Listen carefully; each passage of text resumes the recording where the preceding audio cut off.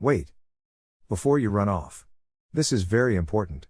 In this video, you will see a washing machine that may look different from yours. However, don't worry about the look. What to look for is if you have 6 cycle lights in a row under the control knob, like this.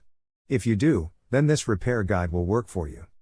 In this video we will be discussing the most sold top load washer in the world, which is sold at Lowe's, Home Depot and other local stores. Let's get straight into it. Make sure to hit the like and subscribe button. Vertical modular washers, VMWs, are the cheapest and most sold washers worldwide.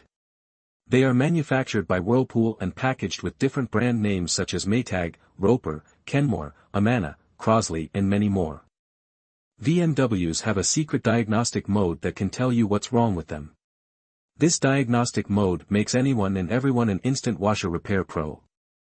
I will show you exactly what to do to get the washer to diagnose itself and tell you the issue. VMWs come in all different shapes, sizes, and brands. They have a life expectancy of 3 to 5 years. All new appliances are only lasting 3 to 5 years. VMWs are the new washing machine prototype. The old-style washer can no longer be bought new. You will find tons of these machines without agitators. They are fading out the agitator, which is the device in the middle that washes the clothes, because it takes up too much room. VMWs are considered disposable, and most repair companies will not work on them. However, they will still charge a service fee. The main parts of a VMW are the lid lock, water pump, suspension rods, shift actuator, and control board. 99% of repairs done on VMWs are on these 5 parts. Here are some of the main problems and related parts with VMWs. Won't drain, water pump, won't turn on, control board. No spin, shift actuator, won't open, lid lock, banging or shaking, suspension rods. In my expert opinion, VMWs are pieces of junk. Most have no agitator, are poorly made, and have an annoying lid lock. Their life expectancy has gone down to 3 to 5 years from 30 to 40 years. While their price continues to go up. If you are considering buying a new washer, I would advise you to purchase the vertical modular washer and the 5-year warranty add-on. I guarantee you will wish you did if you don't. There are many other washing machines on the market, but they are a waste of money. They don't last any longer than the VMWs, and cost more because of the functions it comes with, not because it's a tougher, longer-lasting appliance. I hope this information has helped you in the right direction. Make sure to hit the like and subscribe button. Entering recalibration mode. With the washer shut off and the basket empty, no water or clothes inside, and with the lid shut, enter the recalibration cycle. Here's how. Turn the control dial 1 complete rotation, 360 degrees, counterclockwise. Stopping with it facing straight up. Quickly, within about 6 seconds, turn the control dial 3 clicks clockwise, 1 click back, and 1 click more clockwise. All the green status lights blink when you successfully activate the diagnostic mode. If the status lights don't blink, try again, this time turning the knob faster or slower. In the diagnostic mode, with all lights flashing, select the calibration cycle by turning the control dial 4 clicks clockwise or 4 clicks right. When you're on correct setting, the rinse light turns on, then you simply press start. And then it begins the calibration cycle, which runs for 2 to 3 minutes as it checks all the cycles and functions on your machine. When the calibration cycle ends, if all goes well, the lid unlocks and the washer shuts off. Now try your washer to see if that solved your issues. If not, continue to the error code video. If after 20 tries or more, and your arm feels like it's gonna fall off from trying so much, then odds are you have a bad control board. If your washer starts the recalibration but doesn't finish it, you need to pull the error codes and find out why. More. No water or clothes inside, and with the lid shut, enter the recalibration cycle. Here's how. Turn the control dial 1 complete rotation, 360 degrees, counterclockwise. Stopping with it facing straight up. Quickly, within about 6 seconds, turn the control dial 3 clicks clockwise, 1 click back, and 1 click more clockwise.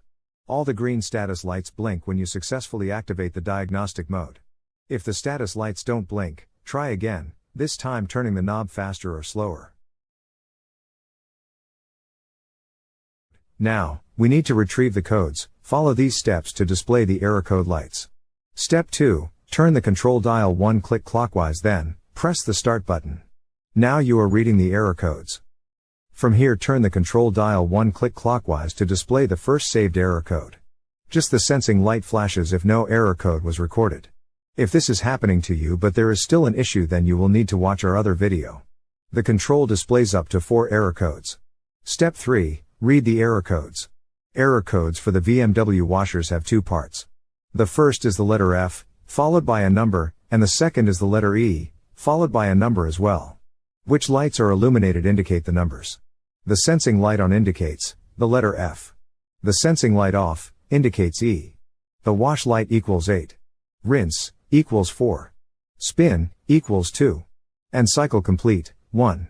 For example, for error code F5E3, when the sensing light is on, the rinse and the cycle complete lights are on. Adding all 3 together equals 5. This means the first part of the code is F5.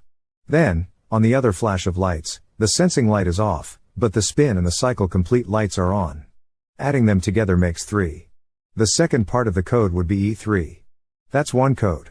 The same error code flashes repeatedly, until you turn the dial one click clockwise, to show the next error code. Turn the dial again and see if you have any other codes. If there is no more codes, then you're done. To exit diagnostic mode, turn the washer off. Now, you have your error code. Use these images in this video to look up your error codes. Look in your washer repair manual, or just Google top load washer error code and enter the code, and it should come up no problem. Now you know the problem and what's causing your washer to not work. Now it's time to find the parts needed fast and cheap. Watch our next video for the quick tutorial on how to do this.